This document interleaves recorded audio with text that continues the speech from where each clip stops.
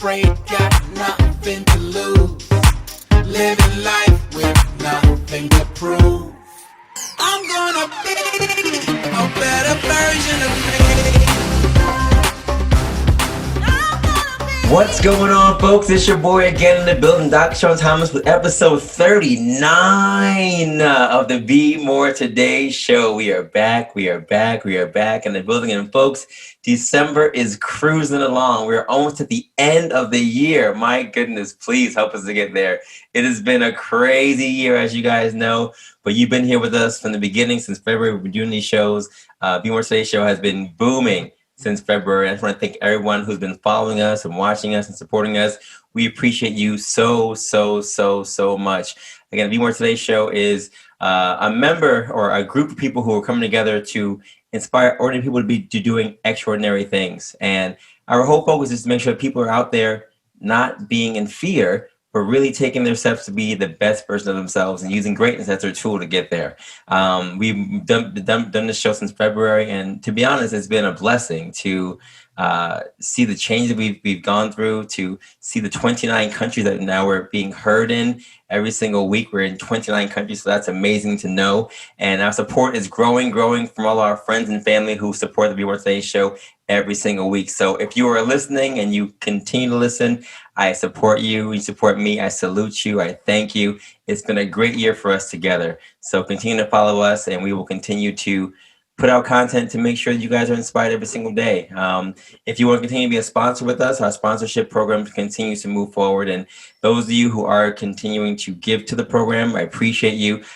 Your gifts are not overlooked. They are things that we really take to heart every single day. And I'm just thankful that people are actually giving to the show. It makes me know that what we're doing is in the right direction. And we will continue to do so moving forward into 2021. So this is a penultimate episode. There's one more episode after this, and then we're taking a break until 2021. My guest for today is actually the person I'm quoting for today. And she said, hard work in silence. Work hard in silence and let your success be your noise. Work hard in silence and let your success be your noise. Folks, I don't know about you, but as I always say, this has been a year that has been trying for many. And I feel like the weight of 2020 is leaving us, but the problems that we had in this year may not, right? The thing that you experienced this year may carry over into 2021. The debt that you may have accrued, the issues you may have experienced, all the things that were great may also carry over in 2021. But a lot of things are going to be hopefully changing in 2021, but may not be. But it doesn't matter. We have to continue to work.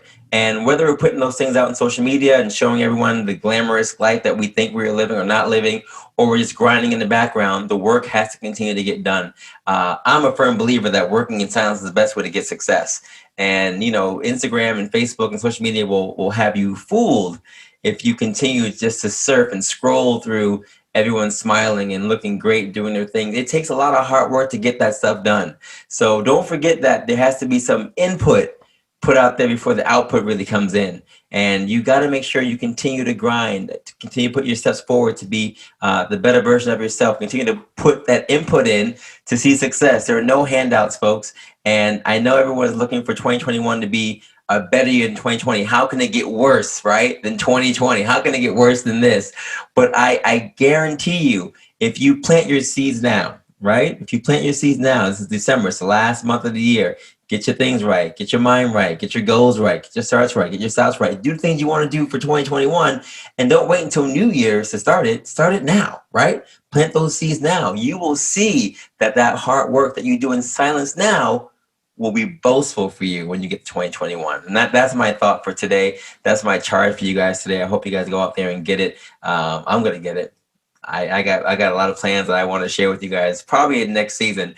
But let's get into our guest for today. Our guest for today is none other than Crystal Ward. Now, Crystal Ward, folks, I want to say she's a friend of mine because I've seen her in a number of different capacities. She's presented at my church at one point in time on a financial piece. I was a host on her show, Ephesus TV, earlier this year. But Crystal Ward, for those who don't know, is a certified personal and professional development coach and financial services professional with almost 20 years of corporate experience in the industry. She seeks to help individuals and organizations unlock and unpack their potential through motivational speaking, coaching, and workshops on various topics. Now, she lives by her personal motto to inspire, to motivate, and to connect. She believes that God has played an instrumental role in shaping her to become the woman that she is today, and her passion is to utilize all of her professional and personal experiences to help others discover their purpose and not only live their best life, but live an abundant life. As a former senior vice president at Citibank in the commercial bank, she's had the opportunity to work with several CEOs and CFOs to provide guidance on the best financial strategies for their business. She served as the former co-chair of the Women in Commercial Leadership Program and co-chair for the Black Heritage Network. Prior to Citi, she had an extensive banking career at JPMorgan Chase. Currently, she serves as the board chair for Unique People Services, a Bronx-based not-for-profit that helps adults with developmental disabilities, and also as the elder and finance chair at the Ephesus SDA Church in Harlem, New York. She is passionate about motivating others to live an abundant life. She seeks opportunities to inspire others by the way that she has done personally, motivate others to do the same for themselves, and to connect them with individuals that would help their goals become materialized. She conducts workshops on financial literacy, entrepreneurship, professional development, and empowerment, and widely known for mentoring youth and providing adults and professionals with personal development coaching to adults. She's also served as a keynote speaker for several women's conferences and professional events, and is in the midst of authoring a book, Be the Total You. We're going to talk about that. She holds a Bachelor of Finance and Investments and a Master's of Public Administration from Brew College, and recently completed the executive program in management at Columbia Business School. She's a certified coach, National Urban Fellow, and a recipient of the Network Journal's 40 Under 40 Achievement Award. In her spare time, she likes to travel, read, swim, cycle, play volleyball, and loves being in nature, especially the beach. Ladies and gentlemen, boys and girls, pets included, please welcome to the stage my friend and the amazing Ephesus TV host, Crystal Ward. Crystal, what's going on? I'm good. Nice to meet you, Sean. You know, it's always weird hearing a bio. I'm like, when did I do all of those things? Yeah, bio story, everybody, y'all. But that's all you, right? I was just like, who's coming on? Are they here yet? They're gonna be here soon. Thank you so much for being on the show. I appreciate you. You know, I've seen you from far, and then I was honored when you actually invited me to your church to speak about my book during the COVID season. And you know, as a member of Kingsborough Temple, we're in the same church network, and I'm actually from Harlem. So anytime to go to Harlem is always a fun time to go to visit. I'm actually from 135th and Lenox, which is not too far from your church. Yeah, exactly. So it was always good to be up there, but to be on your show, it was really inspiring, and it made me feel great. I'm not gonna lie to you. It made me feel like the work that I had done for this book was recognized and it was appreciated.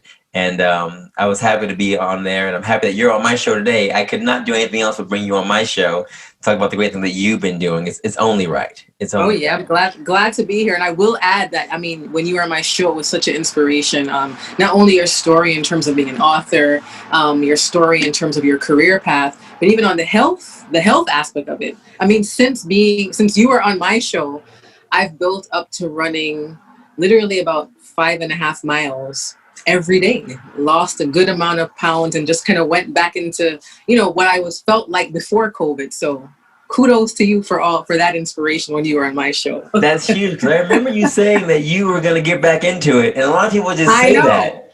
No, but you really did. I really did. I was just like, when people sit in that chair, to me, it's an accountability for me. So I'm like, you know what?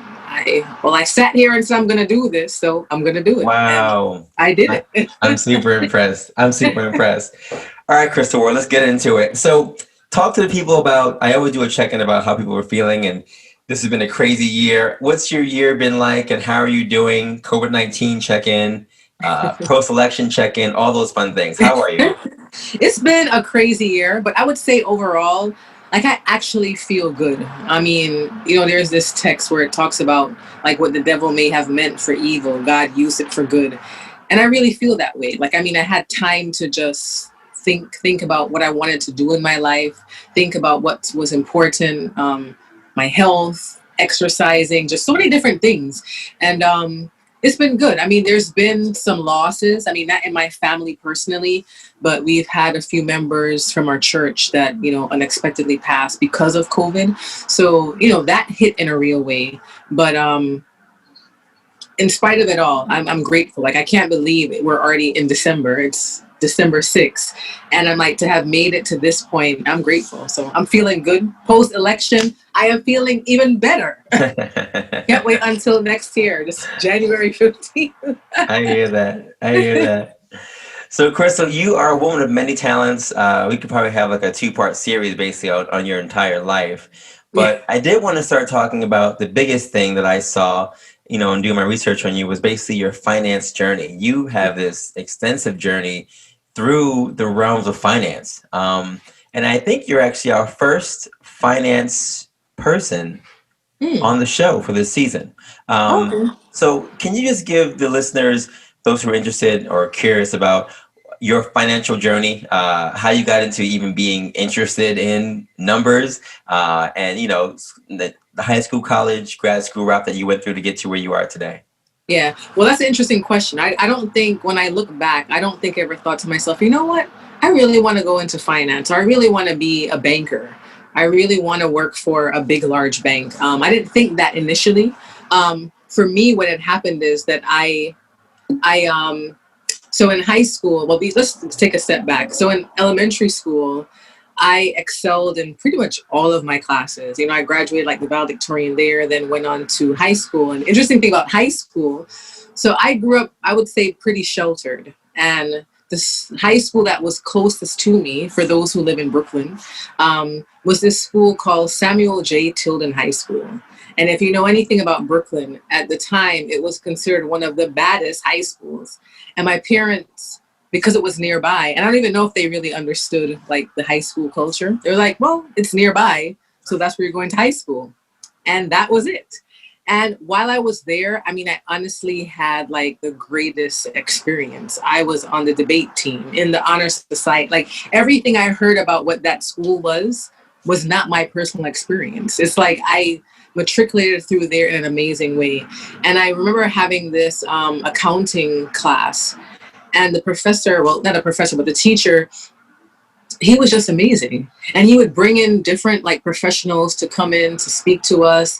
And when people came in, I just remember feeling like, wow, I want to be like them one day. At the time, it was like the big 8 accounting firms. So I wasn't quite sure yet if it was finance or accounting, but I liked the idea of they just seem so savvy, coming in their suits, talking about numbers, talking about organizations and all this cool stuff. And that's what first started to pique my interest.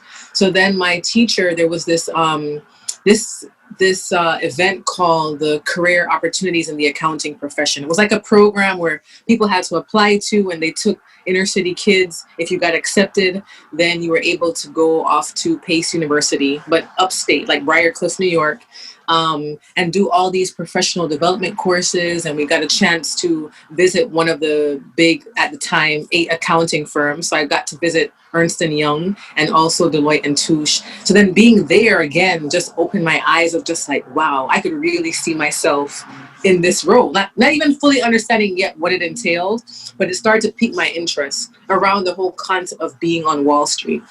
So then in my last year of high school, there was this scholarship program that I applied to called the Chase Smart Start Scholarship Program. And lo and behold, praise be to God, got in. I was the only one from my high school that got in. And they took inner city students from all throughout New York City. And you got a full scholarship for undergrad, a fully paid internship at JPMorgan, and books, everything pretty much covered. And I was just like, this is a blessing. So now that became one of my first full experiences now going onto Wall Street, kind of being in banking, being in finance. And I started off as an accounting major at Baruch, and then I switched to finance.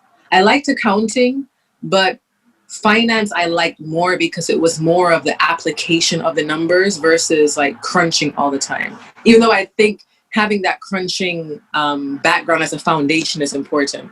So while being in banking and, doing my internships for 4 years. I interned through various parts of the bank. And for those who may not have a knowledge of banking, when they think about the bank, you just think about going to your local branch, the teller, the branch manager, but there's so much more to banking. When you think about banking and finance, every individual needs a bank. Every large company has at least one or more banks. And for a large company to have a bank, then someone must be in charge of managing those relationships, meeting with those CEOs, meeting with those CFOs. And through me, like interning at the bank, I began to learn more about these various areas and then decided to apply to one of the bank's entry-level training programs. So that was probably around my junior year of college. And I got in. So, going into senior year, I already had a full-time job set up. And, was still kind of looking at exploring my options, but I really enjoyed my experience at JPMorgan while interning. So when I finished college, then I joined their entry-level training program, started off as an analyst, and then from an analyst, then kind of went up the ranks to an associate, then to an assistant treasurer, then to a vice president, then to senior vice president. Now, I'm sharing this in short. It didn't happen like overnight or year after year. It took time to grow and build, but it was just a great experience. So that was my exposure to banking and finance. There's also an element of finance that I'm passionate about, which is the personal side of finance. That's not something that I was necessarily taught in school, but something that I realized was very important and that a lot of people lacked. And because of my passion in terms of helping people to, like I said, not only live their best life, but live an abundant life, finances is something where I realized like people really have no clue in this. I mean, like smart, educated people have no clue on managing your finances. And then that became something that on the side, I would coach people about, ended up doing workshops about. So I guess long story short, that's, some of my background as to my interests into finance. And an extensive background it definitely is. Now, your website says inspire, motivate, and connect. Now, and I know you mentioned that in terms of your passion now using finance as that tool, but where did that drive come from to have this motto, inspire, motivate, and connect? I never really thought initially about me personally having a motto, but I realized that at some point I did. Like I started to think about what was really important to me. And this didn't happen again, like right away. This happened like over time. Over time, we're talking 15 years into my career, right? And I started to feel this drive about what am I really passionate about? Like, I mean, I enjoyed my job. I enjoyed my role, but I felt like I wanted more. And I noticed when I started to look at, besides my day-to-day job, what were the things that I really did where people felt like they were impacted? Because people would say, I really feel impacted, or you inspire me. And I'm thinking, inspire? Like I don't think anyone who truly seeks to inspire really thinks about inspiring. They're just living. And then as a result of them living, then people say, this really inspired me. So I started to tap into that to realize like, wow, me just living, me going through my ups and downs, thinking at times where I'm not even sure what I'm doing. And somebody's looking at this journey and feeling like she's such an inspiration. It's just humbling. And there is when I started to realize, I said, God, like you really have me here for a purpose. Every experience that I've gone through, the successes, the falls, everything along the way was for a purpose. And you're using it or allowing for it to be used to inspire people. The motivate part of it is where I realized you can be inspired by someone, but in order for it to benefit you, then you have to do the work. So the motivation piece comes from now saying to someone, okay, you feel inspired by me, whatever that is, whether it's a career thing that I've done, whether it's exercise feat, you feel inspired. But I want it to go from beyond me inspiring you or you feeling inspired by me to you now feeling motivated to do something for yourself. Because when I see that, that's what actually makes me feel happy and fulfilled.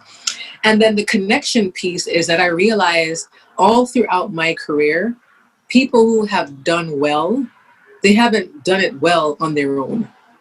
They needed a village. They needed people to support them. They needed people who had access. And by access, it could be their influence, it could be money, it could be various things. And in order for that to happen, a connection had to take place. And I found myself, God had blessed me to be in positions to meet with all types of people who ran certain companies, people who were very senior at the bank, people who have done all types of things. And I see, God, I want to use my network to also help people who are trying to accomplish the things they want to accomplish. And that's kind of where the thought of, when I thought about my life, if I had a motto, what would that be? And I realized it's inspire. That's what I'm doing for myself. What seems to be impacting people without even me really trying to say, let me do that. The motivation piece, people coming for advice, and I don't want them to leave me without now having a plan for themselves. What are you going to do differently? And then the connection piece is, once they've kind of mapped that out, well, then how can I help you?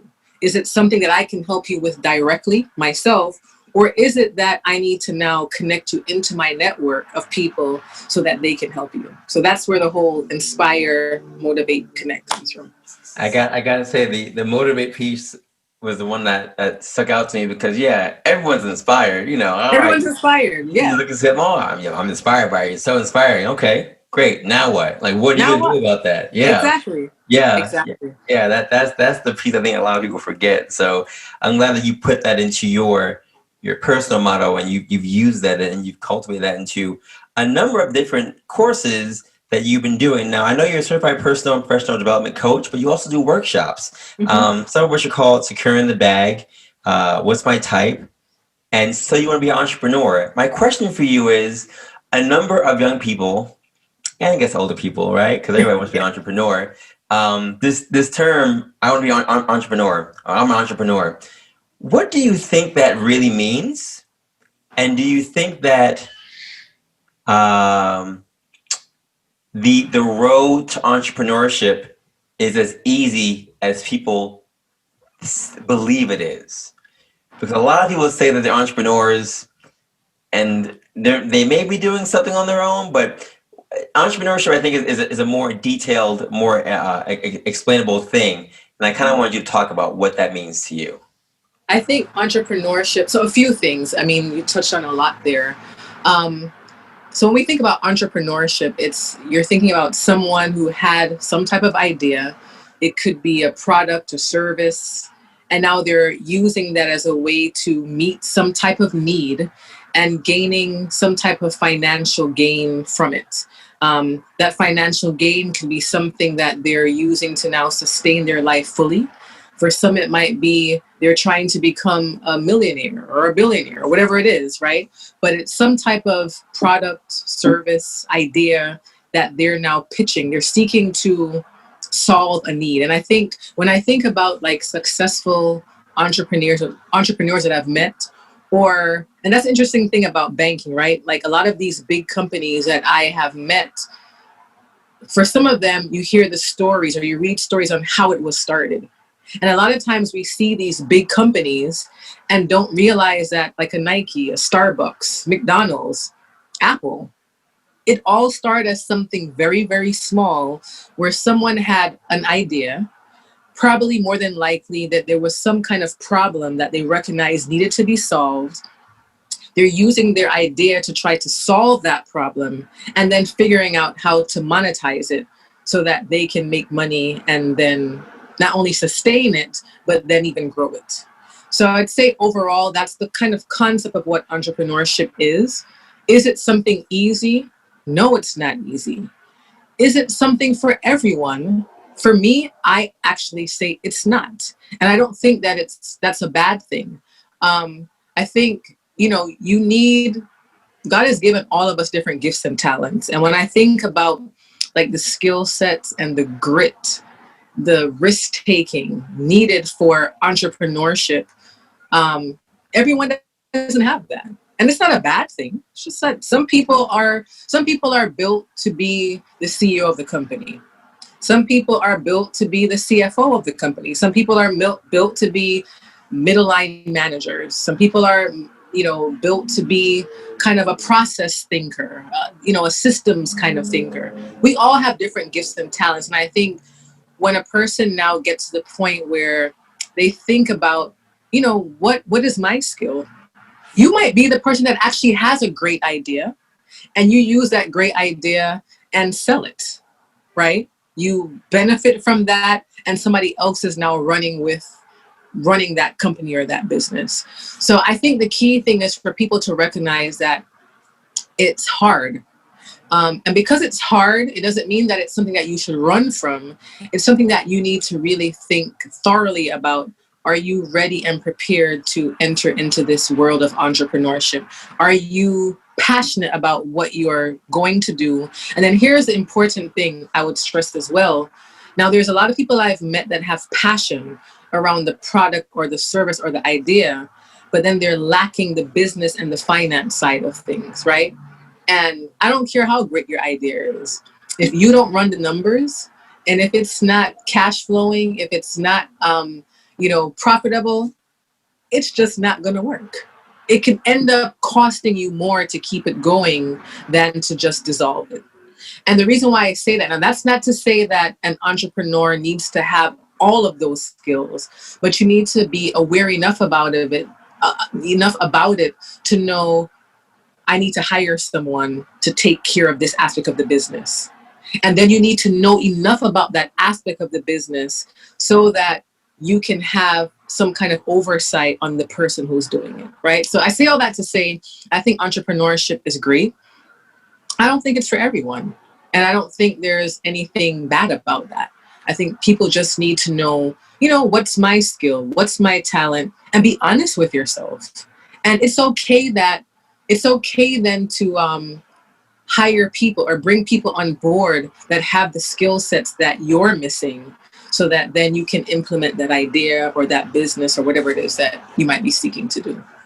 I'm glad you share that. I just want to put that out there because I know a lot of my listeners, want to get into entrepreneurship and they say they're entrepreneurs, but like you said, there's a whole much more behind that than just saying it, doing and being and living and knowing what you're going to do and not do. And, I, as a physical therapist, I can work for a company or I can be a company, and I'm still trying to decide if I want to do that. I mentioned in my last episode that I'm thinking about doing private practice. And it's not I'm going to just start tomorrow and go out there and do it because, again, there are things I have to take into consideration and, think about who's going to be my referral base, where I'm going to have my practice and all these different things, because that's going to be all on me now, not on anybody else. But it does come down to those questions and trying to see if you're good at that stuff or not before you jump into those things. So I'm glad you shared that. And I hope my listeners are recognizing that it is not easy. It does take hard work.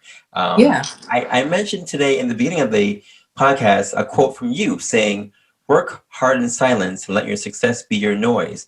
Where did that quotation come from for you, or how do you apply it to our current society right now, where everything, again, like I said earlier, is focused on showcasing success without work, trying to find that the quick way to get to money without having to work as hard for it, and everyone who's trying to find shortcuts we're in a society where, like what you said, work is beneficial and it takes that work to get things done. How do you justify this quotation in today's modern day society? I think in today's modern day society, it's unfortunate that we live in this social media culture where, people smile and do these fake smiles and do all these things and just post it, right? And because of that, it creates this culture where people just want to focus solely on image. And focusing solely on image can only get you but so far. I mean, similar to the concept of the entrepreneurship, of how hard it takes and all the grit, all of the sacrifice, all of the, dare I say, the blood, sweat, and tears and finances and everything that goes into actually making something work. For the person who's truly about trying to make something work, they're not really thinking about, well, how does this look to other people? How can I show this great thing that I'm doing today? They're really focused on trying to crunch and to grind. And when you're really grinding, you don't have any time. It's almost like you have tunnel vision. because you're so focused on that thing that you're trying to do. And that thought about working hard in silence, I think something that's really important. I always say this, and my sister laughs at me when I'm like, you have to know the why behind what you're doing, why you're doing what you're doing. This is not something that you have to answer to anybody else, but deep down, why am I doing this? If you're doing it just for people or for likes or for someone to say to you, you know, you did a great job, it's only going to go but so far. Because when that day comes when you're not getting as much likes, you're not getting as much attention, no one's saying, you know, great job, Sean, you're on episode 39 and you're trying to get to 100. You have to know, am I doing this because I really think there's people out there that need to learn about different topics? And if that becomes your why, then you now work on doing this and you keep doing it for that reason. And then one day before you know it, you start at episode 1 and you're at episode 39. You're at the point where you're like, we're going to take a break. Imagine you're at the point where you can say, we're going to take a break and then start again in 2021 and then continue on. It's because the why behind whatever you're doing is deeper than just, you know, I want to be seen on Facebook or Instagram. The thing about it is, as a result of that working hard in silence and having that consistency of doing the work that you're doing, then eventually it becomes visible. Not because you're trying to make it just be visible. So, I mean, it's important to understand that, yes. So there is a point where you have to now get yourself exposed and that kind of thing. But your work then becomes visible. And then it gets to the point where other people are noticing it without you even trying to get it noticed. You never came to me and said, you know, Krista, I have this book called Be More Today, or I'm doing this or that. I happen to notice, I'm like, wow, this looks interesting. And not only the Be More Today, but just other things that you were doing that I can see, there's something different about this guy, right? And again, you're not doing that for the attention of anyone. You're doing it solely from the passion that's in you. And I think when people go deep to find out what is their why and really start to focus on that, and you begin to get this laser focus on, you know what, this is what I'm doing, this is what I'm focused on, eventually the success is going to come. The noise from the success is going to come, not because you're trying to push it, but because by you diligently and being committed to doing what you're doing, then it becomes noticed. And once it becomes noticed, someone's going to say, man, you should read this book called Be More Today. Then somebody else is going to say, someone's on the train reading Be More Today. And they're like, wait, what's that? So now the noise about you is moving and you're not the one moving it, because it started from the why and your motivation. So for me, that's how I try to live my life. You know, why am I doing what I'm doing? I don't do finance workshops to get paid I'm not saying that I don't get paid for some of them, right? But the motivation truly comes from me recognizing, man, like people really don't know about financial literacy. And I think, especially our people of color, and I'm like, they could really benefit and do well and do more with their life if they got a good handle on this aspect of their life. Here's a skill that I have. Here's something that I just don't know intellectually, but for my own life, I've practiced it and I can share this. And then I look at other areas of my life that have worked, right? And not worked just because it was perfect all the way through all the ups and downs. And I'm like, you know, somebody can actually benefit from this. That becomes my why. So even for myself, when I noticed, you know, even as you read my bio and I'm listening, I'm like, when did all of this happen? I wasn't really thinking about that. You just share. You share knowledge. You try to help people. And then before you know it, then there's a success. There's this noise that you didn't even create, right? And I think the thing that's key about all of that, because you started with what is my why, because you started with your purpose and your passion, then when the noise comes, when the success comes, you're giving the glory and honor to God, because you realize this wasn't even about me.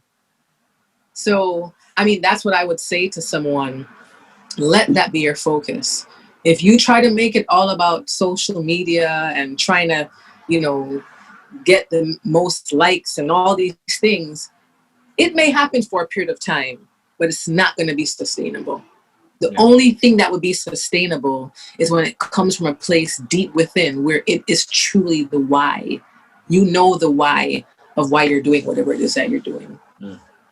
Yeah, I mean that's been the journey for Be More Today since its inception, 2014.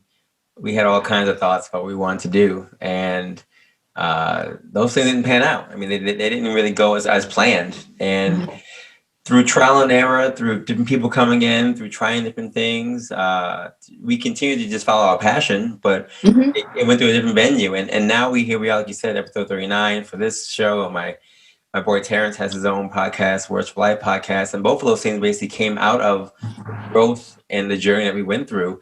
Mm-hmm. And yeah, it's been an amazing experience seeing the following that we've gotten simply by just doing what we wanted to do and continue to be persistent in it. And yeah, I mean, I'm excited more for 2021 than ever before, and because the things that we're doing now are just they're rolling, and it's really about, like you said, just continuing to do that work in silence and letting the noise happen. I yearn for the day when someone's on the train reading my book. I'm looking forward to it. You know, I had so many things after I did the FSS TV thing with you. I had like 5 or 6 things set up for various places, and then with COVID-19, those all got shot down clearly. Mm-hmm. But I'm so confident that there are going to be other things that will come up, and things have already come up, you know, in the interim as a result. So it's amazing to see the doors close, but it's also exciting to see the windows and doors open as a result. Oh yeah. So excited for that, and thank you for sharing your perspective on that for sure. Now I know you're like me. You do a lot of community work, not just in terms of workshops for others, but also in terms of giving back. And there's a group called Unique People Services. What exactly is Unique People Services, and what's your connection with them? So Unique People Services, they're a Bronx-based not-for-profit organization, and they help individuals with developmental disabilities. So individuals who are adults, 18 and, much older. I try to remember what's the oldest consumer's age, but I mean, there's individuals who are like in their 70s, 80s, right? Developmental disabilities, provides housing for them, provides different types of programming needs for them as well. So my connection to them, they're almost a $35 million organization, and I'm actually the chair of the board for that organization. And the interesting story there, right, is I actually met this organization when I was a banker, a junior banker at Chase, JPMorgan Chase. And so I used to focus on looking at very large corporate companies. And then over time, I started to have a passion of like, I want to do some more work that feels impactful, but I still like banking and finance, right? And so then I started to now shift my focus to focusing on the not-for-profit sector. So even though organizations are not-for-profits, that doesn't mean that they're not profitable or they're not seeking to make a profit. It's more of their tax status and the purpose and the mission for the organization. So this organization, I met them, I was their banker, and I remember going out to meet them. And one of the things that impressed me is that the executive director was a Black female. I mean, a lot of the companies that I met, very large, it was mostly like white males. So then to go to this organization and see it was a Black female. And not only that, over time, this is like later on, then I learned that she was also Seventh-day Adventist. Amazing, amazing woman. I have to introduce you to her. I think she might be great for your podcast. But so I was their banker, and really, I was always very serious in terms of like how I managed my client relationships. And when I finished working for JPMorgan, I left JPMorgan actually to go to grad school. And once I left, the executive director said, well, Crystal, can you be on our board? Actually, she wanted me to be on the board before. And I'm like, I can't be on your board. It's a conflict of interest. And the moment that I left, she said, can you be on our board? That actually happened with quite a few clients of mine where they're like, can you be on our board? And, once I finished grad school, I said, okay, I'll join the board because I really liked the work that the organization did. I liked the management team. And from the standpoint of seeing them on the banking side, I saw them grow over the years that I was there, right? So I joined the board and was a regular board member. And then after about 2 or 3 years, then I became the head of the real estate department for that or for the board. So the organization started to do a lot of work in terms of affordable housing projects for not only the individuals with developmental disabilities, but mixed use properties that were in the community. People could also live there as well.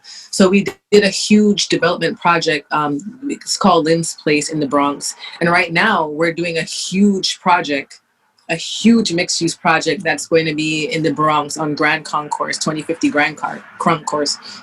So anyway, after I was the board member, then I was the real estate chair. And then I was asked after a while to be the board chair. I'm like, the board chair? I'm like, how am I going to be the board chair? This is in my mind, right? How am I going to be the board chair? Like everybody on the board is like quite a few years my senior, a lot more experience, blah, blah. But I then, prayed about it, spoke to a few mentors of mine. And they're like, well, clearly, if they're asking you, nobody would just ask you to take on this role if there wasn't something about you that they felt that you could be in this role. And so, I prayed about it. Said, okay, God, I'll move forward. And I did. And it's been now about 2.5 to 3 years of serving as the board chair. And it's been great. I mean, very fulfilling and rewarding. For me, also seeing the organization grow. At the time when I first met this organization, they were about a $19 million organization. And now they're 35. Soon to be approaching 40, and just doing such great work. The galas that we've had through the years have improved every single year.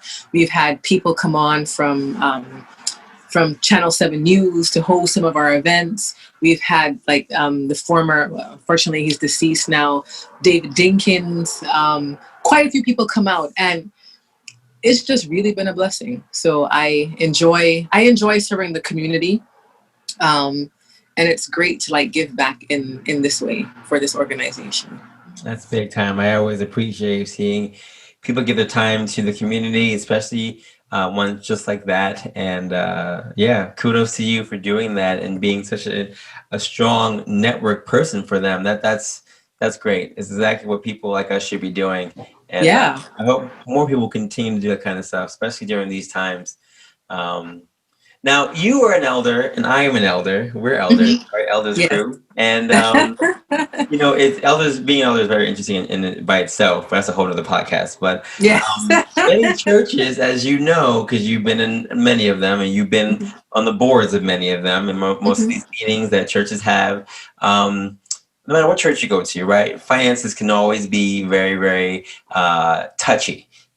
Sensitive, if you will, right? And although there are funds that go into churches, churches not always, but sometimes have financial issues. How difficult, I'm asking you because of your financial background, but how difficult do you think it is to educate our church body on financial issues, especially if they conflict with what some may say are spiritual issues? So I might want you to expand a little bit more on that when you talk about the spiritual piece. But what I would say to this first part of educating the members, for me, that's something that's key. Because I've been in many of business meetings and board meetings where decisions are being made. People are looking at the financial statements, making decisions, and I can tell they have no clue as to what they're even looking at. They have no clue as to what they're reading. And sometimes the way things are presented, it is so confusing. And I'm like, why would somebody present this information this way? Why aren't there some charts and graphs that, for a person who's not in a financial background, that they can literally understand? And I think that for me, that was something that was key, especially coming into the role now as a finance chair at Ephesus. I really wanted people to be able to walk away and understand what they were looking at, understand why it was important, and just understand a few basic terms so that when they're spoken, they understand what it means. So I started in this role actually this year, right before the pandemic. We had our first business meeting, and I use a portion of the meeting to make it about education. I'm going to teach you some concepts, net income, profit, loss, when funds are restricted versus unrestricted, and why those things are important. Because there's people who give to a church, and if someone gives all of their money, say if they really love music, and they give $10,000 to the music department, right? But then the church actually needs $5,000 to pay some bill. Technically, the treasurer cannot use the $10,000 that the person gave towards music to pay that bill because those funds are restricted, right? So then you can have someone saying, but this church gets so much money, or I gave this to the church, which is true. But if a person doesn't understand, or the members don't understand how the flow of the funds work, or when people say, well, I'm giving my money to the potluck or to this, then those funds can't be used to run the operation of the church.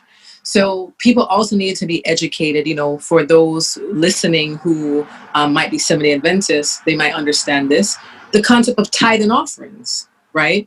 So the way how our church is structured, there might be a church that, yes, remits over $1 million in tithes, but that doesn't stay at the local church. So then members will think, but if our church remits this much in tithe, then we should have money to do X, Y, and Z. It's like, no, if you don't give offerings, then that's what really funds the operation of the church. So these are things that I realized that people needed to be educated on. And I didn't take for granted that because someone has been in a church for years, that they know these things.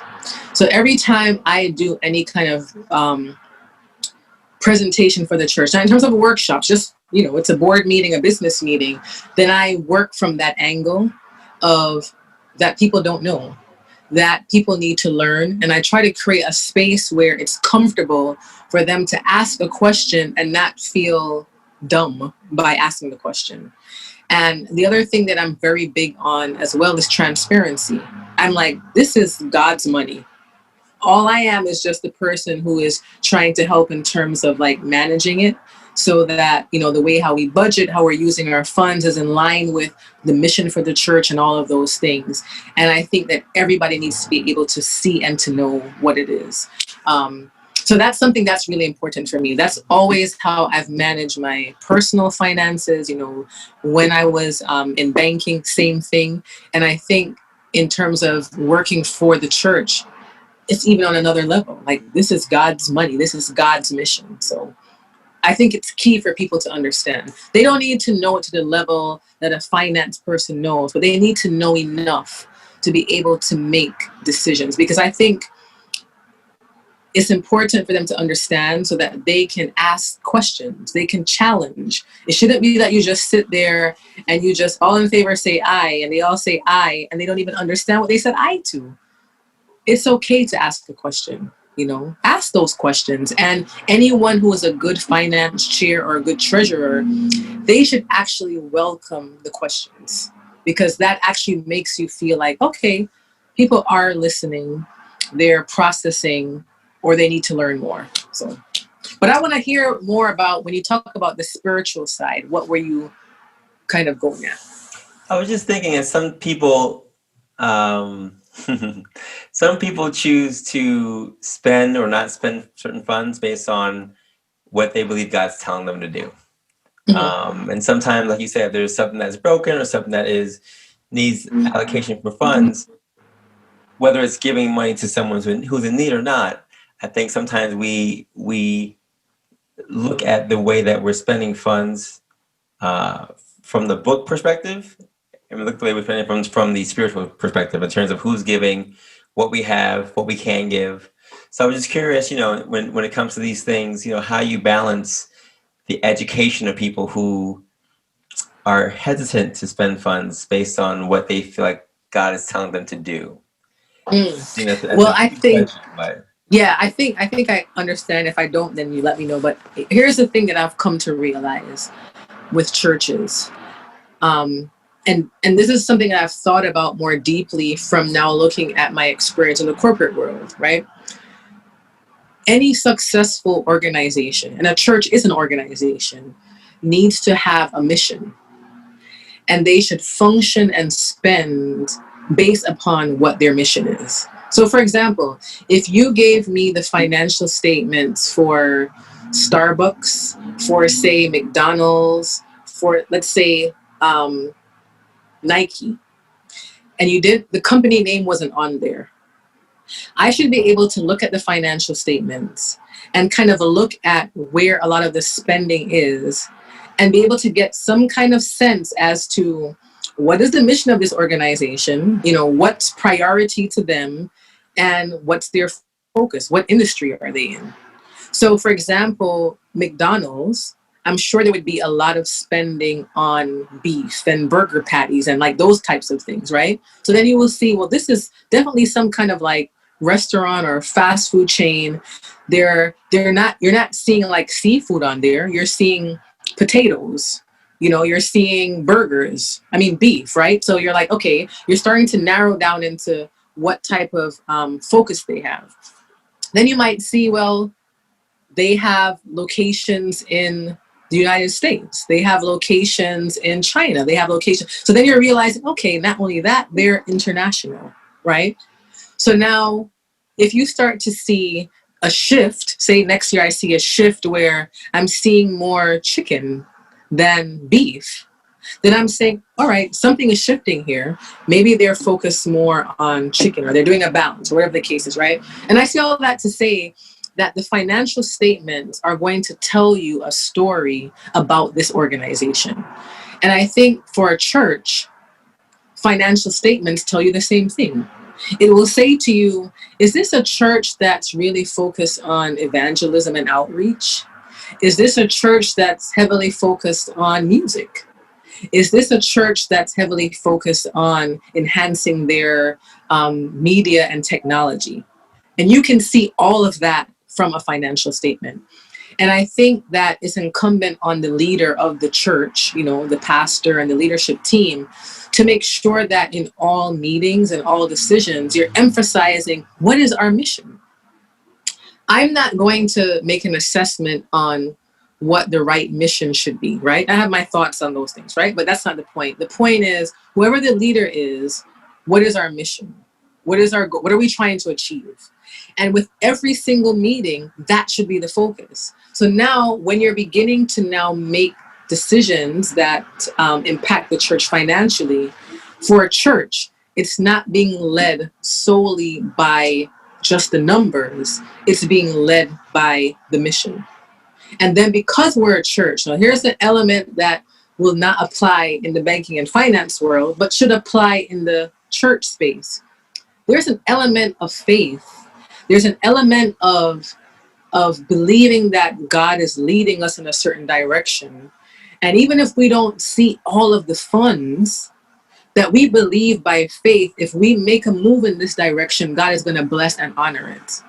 That is the biggest difference between, for me, looking at the finances of a church versus me looking at the finances of, in my banking world, of those corporations. Why? They're all about money.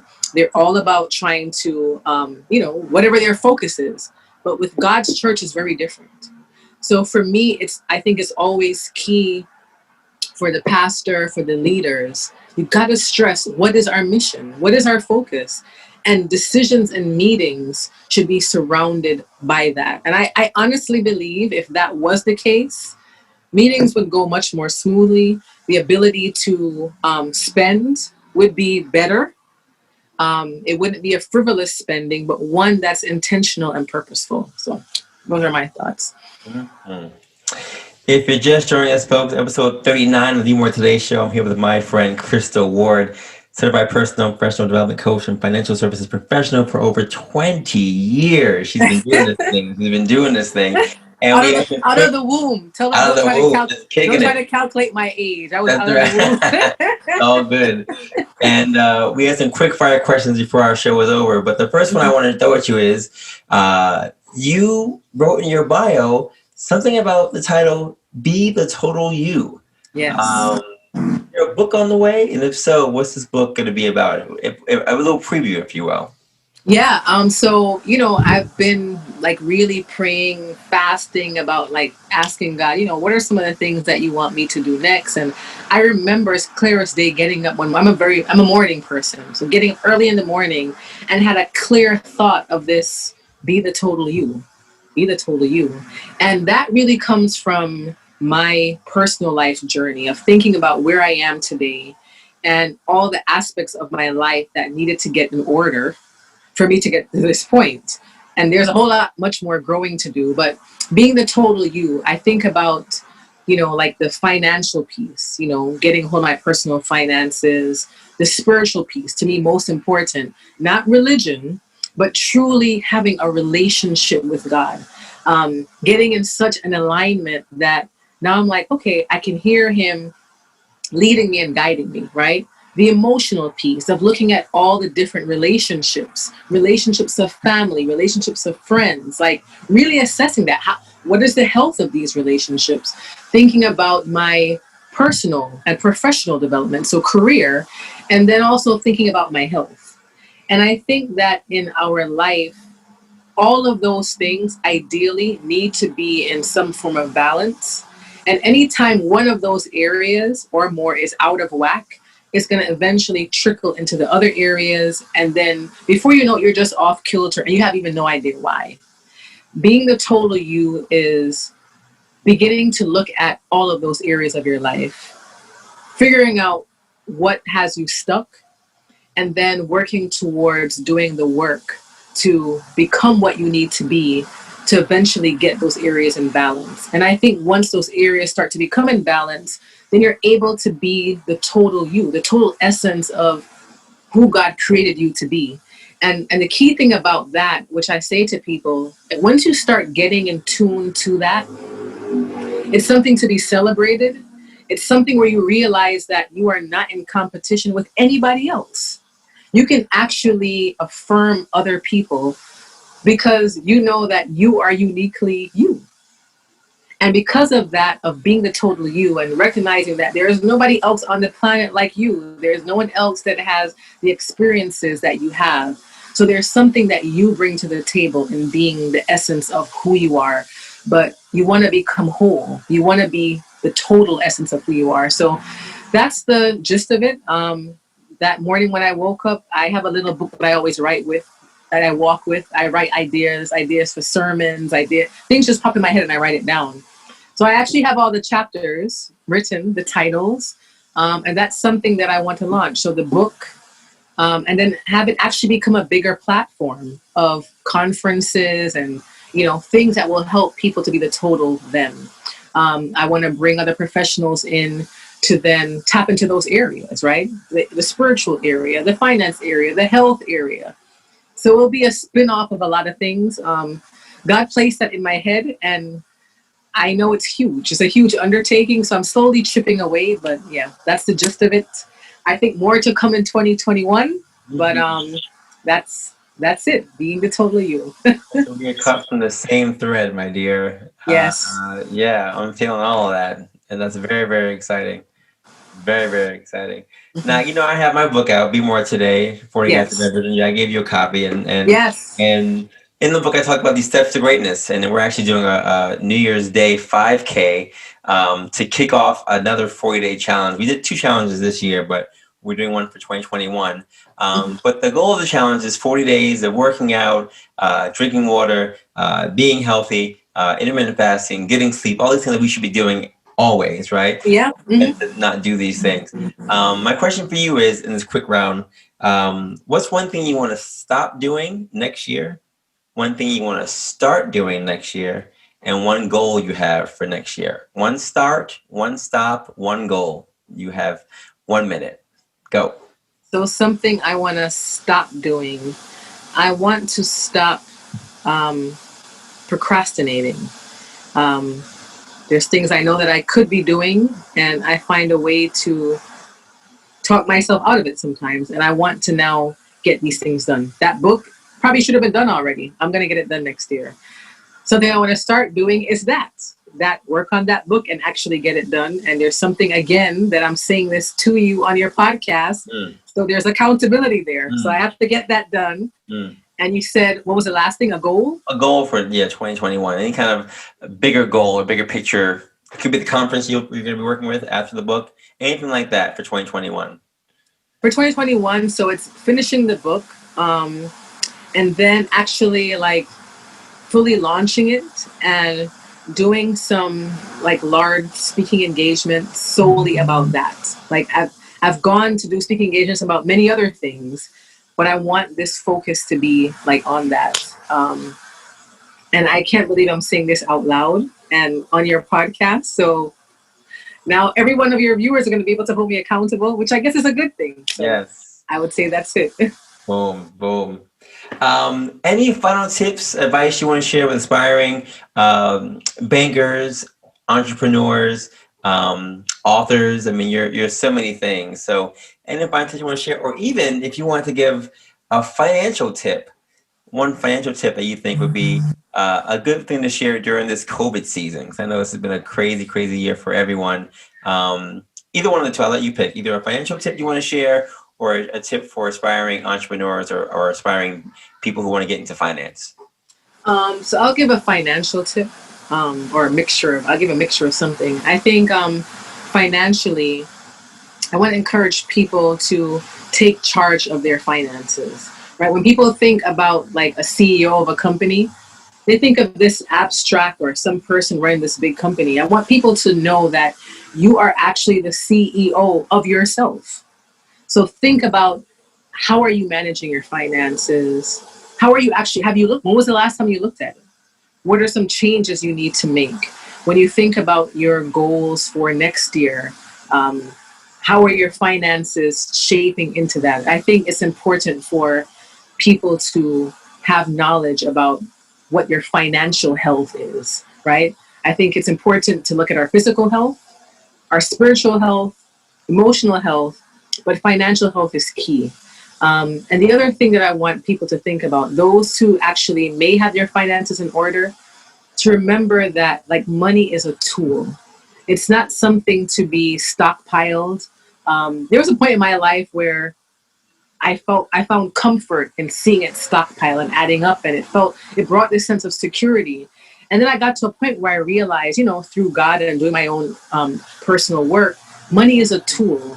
It's a tool for you to do the things that you are passionate about, to whatever that is, to travel, to write a book, to you have a business idea, even to help someone.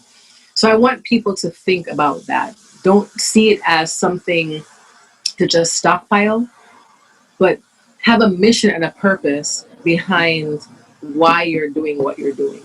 And whatever it is that you're seeking to do, it can be accomplished. There's nothing rocket science about finance.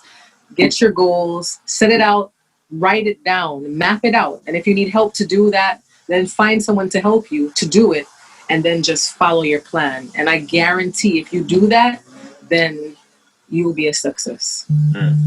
Crystal Ward, thank you so much for being on the show today. You've made episode 39 the best. I appreciate you so much. Well, there's no other 39, so. That's it. Where can people find you, connect with you on social media or otherwise? So on social media, I'm on Facebook as Crystal E. Ward. My website is www.crystaleward.com. So you can go there. If you need to email me, you can email me at contact@crystaleward.com.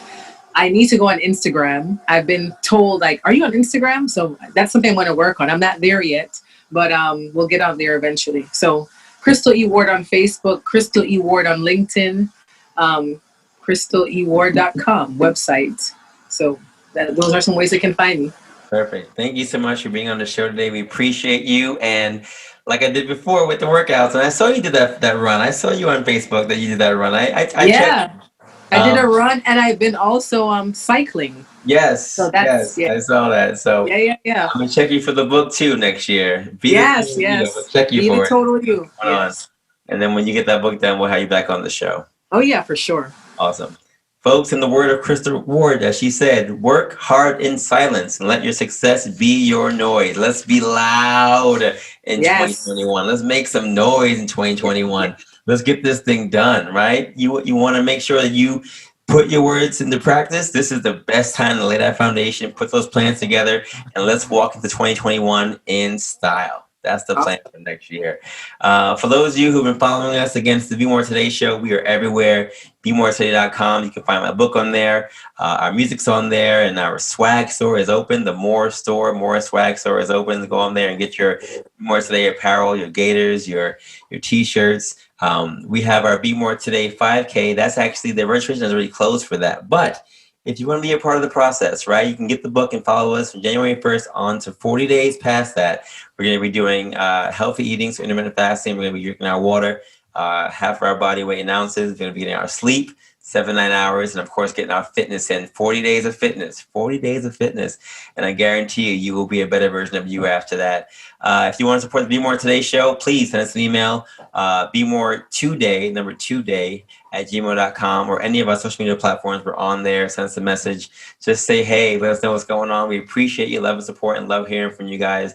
As always, my boy T. Farrell has the Words for Life podcast every single Wednesday. They are a part of the Be More Today umbrella. They are our sister podcast. Support them every single time, every Wednesday. And the Be More Today episode debuts every single Monday for your Monday motivation. Folks, as always, as I always say, have a good day, have a good night, have a great life, and continue to take your steps to greatness to be the best version of you. I will see you next week for our last episode of 2020. Peace. Living life with nothing to prove. I'm gonna be a better version of me.